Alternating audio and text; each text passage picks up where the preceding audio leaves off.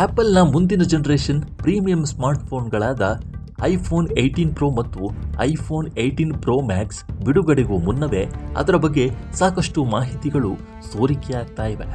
ಪ್ರತಿ ವರ್ಷದಂತೆ ಈ ಬಾರಿಯೂ ಸೆಪ್ಟೆಂಬರ್ನಲ್ಲಿ ಹೊಸ ಐಫೋನ್ಗಳು ಮಾರುಕಟ್ಟೆಗೆ ಬರುವ ನಿರೀಕ್ಷೆ ಇದೆ. ಈ ಬಾರಿ ಆಪಲ್ ತನ್ನ ಪ್ರೀಮಿಯಂ ಮಾಡೆಲ್ಗಳ ಮೇಲೆ ಹೆಚ್ಚು ಗಮನ ಹರಿಸಲಿದೆ ಅಂತ ಹೇಳಲಾಗಿದೆ. ಸಾಮಾನ್ಯ ಐಫೋನ್ 18 ಮತ್ತು ಐಫೋನ್ 18 ಮಾಡೆಲ್ಗಳ ಬಿಡುಗಡೆಯನ್ನು 2027ರ ಆರಂಭಕ್ಕೆ ಮುಂದೂಡಬಹುದು ಎಂಬ ವರದಿಗಳು ಇವೆ. ಹೊಸ ಐಫೋನ್ 18 ಪ್ರೋ ಸಿರೀಸ್ನ ಡಿಸೈನ್ನಲ್ಲಿ ದೊಡ್ಡ ಬದಲಾವಣೆಗಳೇನು ಇರುವುದಿಲ್ಲ ಅಂತ ಹೇಳಲಾಗ್ತಾ ಇದೆ. ಈಗಿರುವ ಮಾಡೆಲ್ಗಳ ವಿನ್ಯಾಸವನ್ನೇ ಮುಂದುವರಿಸುವ ಸಾಧ್ಯತೆ ಇದೆ.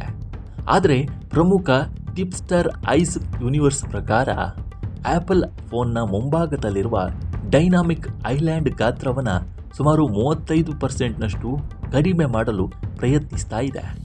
ಇದರಿಂದ ಬಳಕೆದಾರರಿಗೆ ಸ್ಕ್ರೀನ್ ಸ್ಪೇಸ್ ಇನ್ನಷ್ಟು ಹೆಚ್ಚಾಗಲಿದೆ. ಐಫೋನ್ 18 ಪ್ರೋನಲ್ಲಿ 6.3 ಇಂಚಿನ ಡಿಸ್ಪ್ಲೇ ಮತ್ತು ಪ್ರೋ ಮ್ಯಾಕ್ಸ್ನಲ್ಲಿ 6.9 ಇಂಚಿನ ಡಿಸ್ಪ್ಲೇ ಇರಲಿದೆ. ಜೊತೆಗೆ ಹೆಚ್ಚು ವಿದ್ಯುತ್ ಉಳಿಸುವ ಹೊಸ LTPO+ ಡಿಸ್ಪ್ಲೇ ತಂತ್ರಜ್ಞಾನವನ್ನು ಪರಿಚಯಿಸಬಹುದಾಗಿದೆ. ಐಫೋನ್ 18 ಪ್ರೋ ಮ್ಯಾಕ್ಸ್ ಹಿಂದಿನ ಮಾಡೆಲ್ಗಿಂತ ಸ್ವಲ್ಪ ದಪ್ಪಗಿರಬಹುದು ಎಂದು ಅಂದಾಜಿಸಲಾಗಿದೆ. ಹೀಗೆ ಮಾಡುವುದರಿಂದ ದೊಡ್ಡ ಬ್ಯಾಟರಿಯನ್ನು ಅಳವಡಿಸಲು ಸಾಧ್ಯವಾಗುತ್ತದೆ.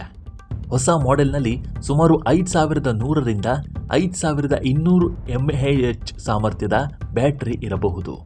ಹೊಸ ಪ್ರೊಸೆಸರ್ನ ಪವರ್ ಎಫಿಷಿಯನ್ಸಿ ಜೊತೆಗೆ ಬ್ಯಾಟರಿ ಬ್ಯಾಕಪ್ ಗಣನೀಯವಾಗಿ ಸುಧಾರಿಸಲಿವೆ ಅಂತ ವರದಿಗಳು ಹೇಳ್ತಿವೆ. ಈ ಬಾರಿ ಮುಖ್ಯ ಕ್ಯಾಮೆರಾದಲ್ಲಿ ವೇರಿಯೇಬಲ್ ಅಪರ್ಚರ್ ವ್ಯವಸ್ಥೆಯನ್ನು ಪರಿಚಯಿಸುವ ಸೂಚನೆಗಳಿವೆ.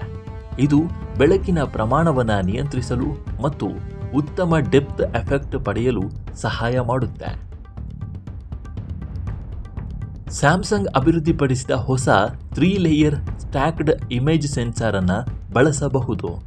ಕಡಿಮೆ ಬೆಳಕಿನಲ್ಲಿಯೂ ಅತ್ಯುತ್ತಮ ಫೋಟೋಗಳನ್ನು ತೆಗೆಯಲು ಟೆಲಿಫೋಟೋ ಕ್ಯಾಮೆರಾದಲ್ಲೂ ಸುಧಾರಣೆಗಳನ್ನು ನಿರೀಕ್ಷಿಸಲಾಗಿದೆ. ಐಫೋನ್ 18 ಪ್ರೋ ಸಿರೀಸ್ಗೆ ಹೊಸ A20 ಚಿಪ್ ಶಕ್ತಿ ತುಂಬಲಿದೆ. 2 ನ್ಯಾನೋಮೀಟರ್ ತಂತ್ರಜ್ಞಾನದಲ್ಲಿ ತಯಾರಾಗುವ ಈ ಚಿಪ್ ಫೋನ್ನ ಕಾರ್ಯಕ್ಷಮತೆಯನ್ನು 15%ನಷ್ಟು ಹೆಚ್ಚಿಸಲಿದೆ ಮತ್ತು ವಿದ್ಯುತ್ ಬಳಕೆಯನ್ನು ಸುಮಾರು 30%ನಷ್ಟು ಕಡಿಮೆ ಮಾಡಲಿದೆ ಎಂದು ಹೇಳಲಾಗ್ತಾ ಇದೆ. ಹೊಸ C2 ಮೋಡೆಮ್ ಮೂಲಕ ವೇವ್ 5G ಸಪೋರ್ಟ್ ಮತ್ತು ಸುಧಾರಿತ ಸ್ಯಾಟಲೈಟ್ ಕನೆಕ್ಟಿವಿಟಿ ಸಿಗಬಹುದು. ಭವಿಷ್ಯದಲ್ಲಿ ಮೊಬೈಲ್ ನೆಟ್ವರ್ಕ್ ಇಲ್ಲದ ಪ್ರದೇಶಗಳಲ್ಲಿಯೂ ಸ್ಯಾಟಲೈಟ್ ಮೂಲಕ ಇಂಟರ್ನೆಟ್ ಬಳಸುವ ವ್ಯವಸ್ಥೆಯನ್ನು ಆಪಲ್ ತರಬಹುದು ಎಂಬ ನಿರೀಕ್ಷೆ ಇದೆ. ಭಾರತದಲ್ಲಿ ಐಫೋನ್ 18 ಪ್ರೋ ಸಿರೀಸ್ನ ಬೆಲೆ ಹೆಚ್ಚಾಗಲಿದೆ ಎಂದು ಮಾರುಕಟ್ಟೆ ತಜ್ಞರು ಅಭಿಪ್ರಾಯಪಟ್ಟಿದ್ದಾರೆ.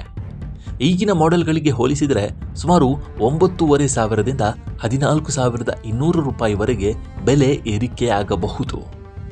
ಮೆಮೊರಿ ಮತ್ತು ಕಾಂಪೊನೆಂಟ್ಗಳ ಬೆಲೆ ಏರಿಕೆ ಮತ್ತು ಡಾಲರ್ ಎದುರು ರೂಪಾಯಿ ಮೌಲ್ಯ ಕುಸಿತವೇ ಇದಕ್ಕೆ ಪ್ರಮುಖ ಕಾರಣಗಳು ಅಂತ ಹೇಳಲಾಗ್ತಾ ಇದೆ.